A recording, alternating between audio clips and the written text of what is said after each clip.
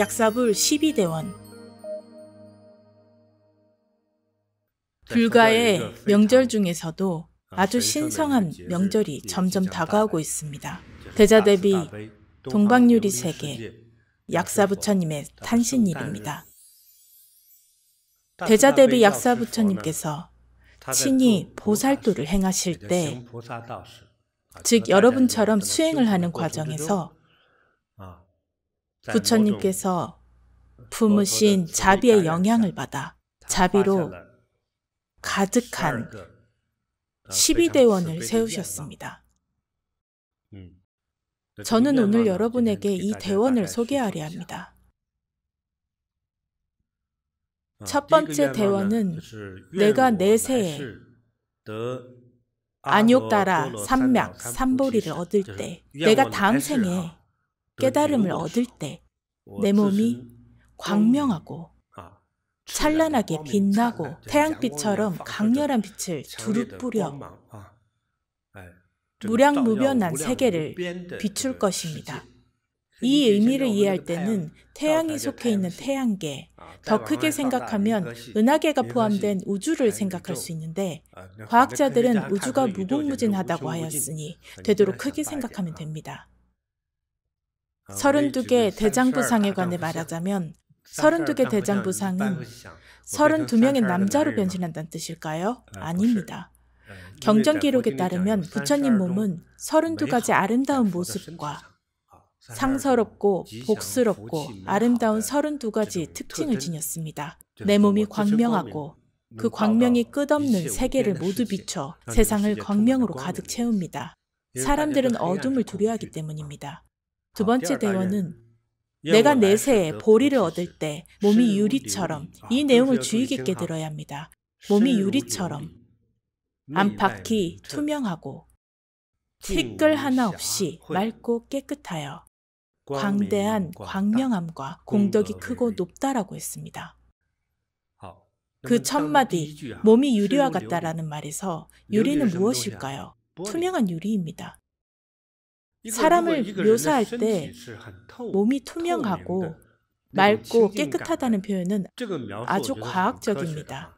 그런 사람은 첫째, 매우 건강하고, 둘째, 탐진치 만이의 욕망이 없으므로 그 어떤 질병도 없고 진이고 온 업장도 없다는 것을 의미합니다. 천안이 열린 사람이 질병도 없고 업장도 없는 사람을 보면 와, 몸이 정말 맑고 깨끗하군요 라고 합니다. 아주 건강하고 큰 지혜를 얻어 천세까지 장수하는 사람의 몸을 뜻하죠. 우리의 몸이 유리처럼 맑고 깨끗하다는 것은 투명한 유리와 같다는 의미입니다. 맑고 깨끗한 유리는 당연히 안팎이 광명하죠. 게다가 밝은 빛을 뿜으면 투명한 몸 안에는 아무것도 없습니다. 가장 좋은 상태입니다. 세 번째 대원인 내가 내세에 보리를 얻을 때, 이 말은 제1대원 첫마디인 내가 내세에 안욕다라 삼맥 삼보리를 얻을 때와 같은 뜻입니다. 내가 내세에 보리를 얻을 때에서 보리는 무엇일까요? 깨달음을 의미합니다. 무량무변의 지혜 방편으로 여러 유정이 끝없이 물건들을 쓸 수 있도록 함으로써 약사부처님은 내세 깨달음 얻으신 후에 유정중생을 돕고자 하셨습니다. 유정중생이 누구입니까? 감정이 있는 모든 중생입니다. 재는 여럿을 의미합니다. 정이 있다면 모두 유정중생에 속합니다. 이때의 정은 연애할 때의 정뿐만 아니라 가족의 정, 우정도 포함합니다. 정이 있다면 곧 유정중생입니다. 따라서 부처님의 제3대원은 깨달음을 얻은 후 자신의 지혜로 모든 유정중생, 사람뿐만 아니라 모든 유정중생이 필요한 모든 것을 얻기 바랐습니다. 모든 유정중생은 각자 다양한 소원이 있습니다. 그중 건강을 기원하는 것은 아주 진실한 원입니다. 부모님을 위한 축원도 있고 젊은 사람의 경우에는 아기를 갖고 싶어하는 원도 있죠. 더 젊은 사람은 자신만의 우리 자기 또는 우리 아기, 즉 애인이 있기를 원합니다. 결혼을 하고 싶어 하죠. 이처럼 다양합니다. 더 젊은 사람은 입학과 같은 학업에 대한 소원도 있죠. 누구나 소원과 바람이 있습니다. 모두 올바른 소원입니다. 약사 부처님은 세 번째 대원을 세워 필요한 시기에 자신의 법력과 지혜로 모든 유정 중생에게, 연인을 말하는 것이 아니라 유정 중생에게 필요한 모든 것을 채워줄 수 있기를 바랐습니다. 시간에 따라 필요한 것은 달라집니다. 네 번째 대원은 내가 내세의 보리를 얻을 때 유정 가운데 사악한 길을 걷는 자가 있다면, 여기서 사악은 바르지 않은 것을 말합니다. 보리의 도안에서 편히 안주하게 하고, 여기서 보리의 도는 자비로운 정도를 뜻합니다. 여기서 말하는 성문이나 독각은 각기 다른 수행의 문파를 말합니다. 대승 안에 편안하게 머물기를 바랍니다. 이 두 문파는 모두 불가의 설법과 부처님의 가르침을 따르는 문파지만 원이 충분히 원만하진 않습니다. 주로 혼자 수행하고 악행을 저지르지 않으며 아라한의 과일을 얻으려는 목적으로 악행을 멀리합니다. 예를 들면 혼자 동굴에 들어가 9년 또는 26년씩 지냅니다. 인생에서 젊은 시절은 길지 않습니다. 동굴에 2번 들어가면 인생은 다 지나가죠. 나쁜 것은 아닙니다. 악행을 저지르진 않으니까요. 그러나 중생을 제도하지는 않기에 원만하지 않다는 겁니다. 제4대원에서는 첫째, 사악한 길에 빠진 사람은 자비의 길로 인도하고, 둘째, 혼자 수행하는 사람은 중생을 이롭게 하는 길로 돌아오게 합니다. 이것이 네 번째 대원입니다. 다섯 번째 대원은 내가 내세 보리를 얻을 때 무량무변의 유정이 있다면 나의 불법 속에서 범행을 수행하여 모든 계율을 얻어 삼취계를 갖추게 하고, 이 내용은 우리가 불가에서 수행할 때 진정한 수행자는 지켜야 할 계율은 반드시 지키고 계율을 범하지 않아야 함을 말합니다. 이것 또한 중요한 부분입니다. 수행하면서 늘 계율을 범하면 자신의 수행과 깨달음에 불리하고 원만에 도움이 되지 않습니다. 여섯 번째 대원은 내가 내세의 보리를 얻을 때 여러 유정이 그의 몸 아래가 열악하고 뿌리를 갖추고 있지 않거나 추악하고 완고하고 어리석으며 눈멀고 귀멀고 벙어리이며 발을 떨고 곱사등이이고 백치이고 미쳤으며 여러 병을 앓고 있더라도 나의 이름을 듣고 나면 모두 단정하고 지혜로워지며 여러 뿌리가 완전히 갖춰져서 질병과 고통이 없기를 바랍니다. 이 내용은 태어날 때 신체가 완벽하지 않은 것을 말하는데, 여러 질병들을 고대 중국의 언어로 나열한 것입니다. 예를 들면 소아마비를 앓거나 팔다리가 온전치 않거나 선천성 불구로 걷지 못하거나 농아, 맹인을 말합니다. 장애를 타고난 사람을 말합니다. 우리는 물론 사회 전체가 신체에 결함이 있는 장애인을 동정하고 사랑하고 보호합니다. 부처님은 태어날 때부터 신체에 결함이 있는 사람이 약사 부처님의 명호를 듣고 가장 빨리 완벽하고 정상적인 신체 상태로 회복하기 바라셨습니다. 그러나 아시다시피 결코 쉽지 않습니다. 쉽지 않죠. 이것이 바로 부처님의 자비로운 원입니다. 일곱 번째 대원은 내가 내세의 보리를 얻을 때 여러 유정이 질병으로 고통받아 구원받고 돌아갈 곳이 없으며 약과 의사가 없고 부모와 집도 없으며 가난하고 고통이 많다면 나의 이름이 그의 귀를 스치고 지나기만 해도, 즉 명호가 귓가를 스치듯 들려도 병이 사라지고 몸과 마음이 편안해지며 가족이 생기고 모든 것이 풍족해져서 무상보리를 증득하기 바랍니다. 중생의 신체에 관한 내용입니다. 우리의 정신세계에는 오독이 존재합니다. 한번 복습해 봅시다. 정신적 고통에는 크게 5가지 문제가 있는데 기억하십니까? 탐진치만이입니다. 몸의 4가지 고통에는 어떤 것이 있습니까? 생로병사. 여러분 모두 기억하셨죠? 7번째 대원에서는 여러 가지 질병에 걸렸을 때 구원해줄 약과 의사가 없어도, 그리고 덧붙인 내용이 또 있습니다. 부모와 집도 없으며 신경 써줄 가족이 없는 고아이거나 외로운 노인이어서 자녀도 없고 배우자도 없고 집도 없는 사람을 말합니다. 가족도 집도 없는 사람이 돈은 있을까요? 보통은 돈도 없습니다. 돈이 있으면 외로워도 살 집은 있고 돌봐줄 사람을 구할 수도 있습니다. 그렇죠? 가족이 없다가도 생깁니다. 외로운 독거노인은 분명 돈이 없습니다. 가난할수록 몸도 씻지 못하고 제대로 먹지도 못하니 건강은 당연히 안 좋겠죠. 겉모습도 좋을 리 없고 사람들이 가까이 하기 싫어합니다. 따라서 가족도 없고 집도 없는 사람은 괴롭습니다. 가난하고 고통이 많다면 나의 이름이, 즉 약사부처님의 불명이죠. 그의 귀를 스치고 지나기만 해도 병이 사라지고 몸과 마음이 편안해지며 또한 자신이 필요한 것들, 예컨대 가족이나 생활에 필요한 모든 용품, 집, 가구, 식량이 모두 풍족해집니다. 풍족하다는 것은 풍성하여 만족스럽다는 겁니다. 나아가 수행을 할 수 있고 깨달음과 성취를 얻을 수 있습니다.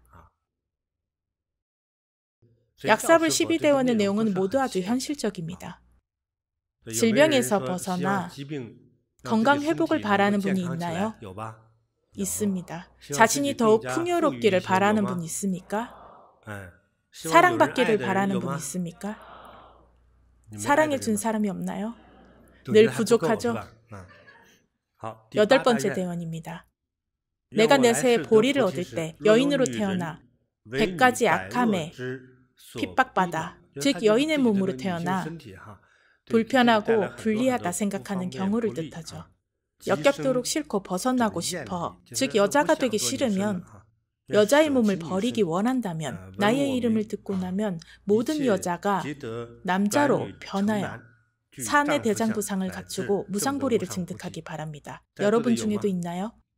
여자지만 남자가 되고 싶으신가요? 열심히 수행하면 다음 생에 이룰 수 있습니다. 열심히 수행하세요. 열심히 수행해 다음 생에는 잘생기고 부유하고 청명하고 지혜로운 남자로 태어나면 얼마나 좋은 일입니까? 열심히 수행하세요. 모두가 성취할 것입니다. 9번째 대원입니다. 내가 내세에 보리를 얻을 때 모든 유정이 마귀의 올가미에서 벗어나 모든 외도의 속박을 떨치게 하고, 외도 즉 올바르지 않은 학설에 얽히는 것을 말합니다. 갖가지 악한 것에 떨어지더라도, 갖가지 악한 것은 잘못된 생각과 잘못된 행위를 말합니다. 모두 인도를 받아 정견을 갖고 점차 보살행을 닦아 무상정등 보리를 증득하기 바랍니다. 여기서 말하는 잘못된 견해나 사악한 행위는 누군가로부터 잘못된 가르침을 받거나 또는 태어난 가정환경 안에서 잘못된 관점을 키워온 탓에 생기는 인생의 뒤틀린 바람을 뜻합니다. 특히 정신적인 면에서 바르지 않은 정신적 가르침이나 정당하지 않은 바람을 말합니다. 일반인이 생각하고 바라는 것이 아니라 잘못된 신앙이나 바람을 의미합니다. 이런 사악한 견해에서 벗어나 모두를 자비롭고 바른 길로 인도하고 들어서게 하는 그런 의미를 담고 있죠. 그래서 모두가 부처님처럼 무상보리를 얻기 바라는 겁니다. 10번째 대원입니다. 내가 내세에 보리를 얻을 때 여러 유정이 왕법에 기록되어 이럴 때는 위험합니다. 포승줄에 묶이고 채찍을 맞으며 감옥에 갇히거나 형벌을 받아 죽임을 당하거나 끝없는 재난을 만나 슬픔과 근심 속에 몸과 마음이 고통을 받더라도 나의 이름을 들으면 복덕과 위신력 때문에 모든 근심과 고생에서 벗어나길 바랍니다. 이해하셨습니까? 이해할 수 있을 겁니다. 특히 무거운 형사소송에 휘말리면 때로는 총살당하거나 단두대에 서거나 옥살이를 하게 됩니다. 옥살이는 복을 누리는 것도 휴가를 보내는 것도 아닙니다. 휴가라면 머무는 호텔의 카펫에서 냄새가 나거나 음식이 부족하거나 즐길 거리가 부족하면 트집을 잡을 수도 있지만 옥살이는 다릅니다. 하루라도 매를 안 맞는 날은 아미타불을 읊을 정도로 행복한 날이죠. 그렇죠.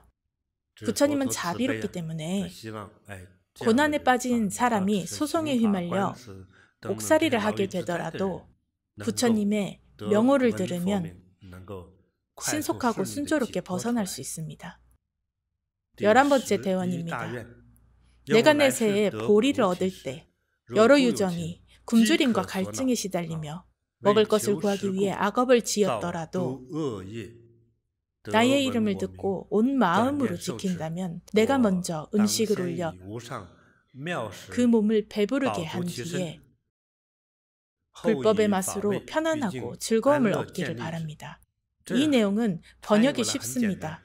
가난 때문에 먹을 것이 없다는 뜻이죠. 진정한 가난은 무엇일까요? 먹을 것이 없는 삶입니다. 한 끼 굶는 정도가 아니죠. 한 끼를 먹지 않는 건 소식입니다. 다이어트를 위해 적게 먹는 거죠. 먹고 싶어도 못 먹는 것이 가난입니다. 그래서 뚱뚱한 거지는 없습니다. 다 삐쩍 말랐습니다. 부처님은 중생이 진정으로 바라고 필요로 하는 가난과 음식 문제를 살피신 겁니다. 그러므로 먹을 밥이 있으면 너무 가리지 않아야 합니다. 이것도 저것도 먹지 않겠다고 투정하면서 다양한 방법으로 자신을 괴롭히는데 고생을 안 해봐서 그렇습니다. 먹을 것이 있는 오늘에 감사하며 식사를 제대로 즐겨야 합니다. 너무 고르지 마세요. 고를수록, 편식할수록 건강에는 좋지 않습니다. 골고루 먹어야 건강합니다. 어떤 이치에서 비롯되는 걸까요? 오늘은 설명하지 않겠습니다. 스스로 터득하세요. 12번째 대원입니다. 내가 내세에 보리를 얻을 때 여러 요정이 가난하며 의복이 없고 모기와 등에 시달리고 춥거나 더워서 괴로움을 당해도 나의 이름을 듣고 온 마음으로 지킨다면 그가 좋아하는 여러 가지 의복을 얻고 보배로운 장엄구를 얻으며 화려한 비녀와 향으로 치장하고 북치고 곡을 연주하는 여러 제주꾼이 원하는 대로 놀게 되어 모두가 만족할 수 있기를 바랍니다. 크게 두 가지 내용을 이야기합니다. 첫째는 의복이고 둘째는 모기 등의 더위 추위입니다. 추위와 더위가 번갈아 나타남으로써 자유롭지 못한 느낌을 가리킵니다. 여러분은 칭찬고원을 좋아하십니까? 그곳은 겨울에 난방 없이는 얼어 죽기 십상이죠. 제가 어릴 적에는 발이나 손이 동상에 걸려 붓고 갈라졌습니다. 봄이 되어 날이 풀리고 꽃이 피면 동상을 입은 곳은 참을 수 없을 정도로 가렵습니다. 추위는 이렇게 괴롭고 고통스러운 겁니다. 여름은 기온이 높고 목이 땀냄새 햇볕에 걸려 잠을 잘 수도 없습니다. 견디기 어렵죠. 열사병으로 목숨을 잃기도 합니다. 겨울에는 추위로 얼어 죽기도 하죠. 따라서 더위나 추위 모두 괴롭습니다. 의복은 무엇을 말하는 걸까요? 덥고 추운 계절을 겨냥한 말입니다. 옷이 있으면 상황이 많이 나아집니다. 요즘 말하는 난방시설은 당시엔 없었습니다. 이건 또 다른 이야기입니다. 그러나 난방을 이용하려면 돈이 필요하죠. 그래서 일자리가 있고 수입이 있어야 옷을 입고 따뜻하게 지낼 수 있으며 여름과 겨울을 무사히 보낼 수 있습니다. 여러 가지 의복이라 했는데 마음에 드는 예쁜 옷을 말합니다. 옷은 사람의 인격과 존엄을 지켜줍니다. 품격은 곧 그 사람의 존엄을 의미하죠. 한 회사의 책임자가 직원을 채용하거나 직원들 앞에서 연설할 때 반바지를 입고 있으면 격에 맞지 않습니다. 모두 받아들이기 어려워하겠죠. 신분과 지위에 맞게 옷을 입어야 하며 장소에 걸맞은 차림새가 필요합니다. 물론 품격과 아름다움 외에 더 중요한 것은 날씨에 맞는 옷을 입어야 합니다. 아주 중요합니다. 대자대비 약사부처님은 자신의 대원에서 중생의 기본적인 수요를 골고루 살폈습니다. 첫 번째 주제인 정신적 측면에서는 어둠을 없앱니다. 앞에 몇 가지 대원에서는 모든 정신적 어둠을 없애고 중생에게 광명을 주고자 하셨죠. 두 번째 주제는 건강에 관한 내용입니다.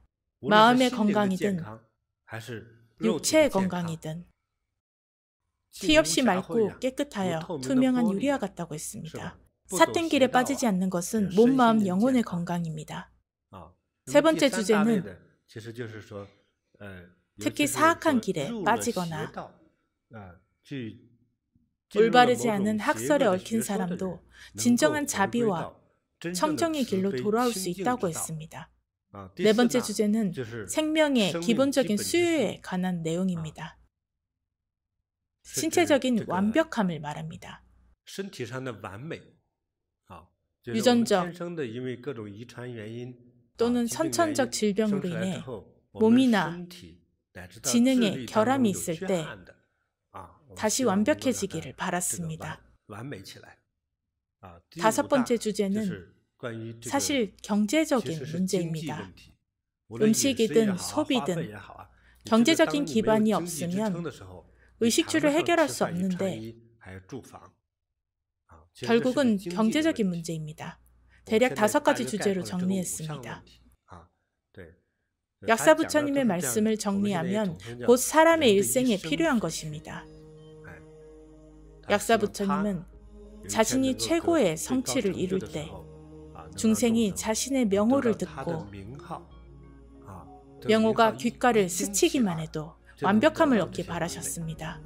얻을 수 있든 없든 약사부처님의 자비심이고 자비의 소원입니다.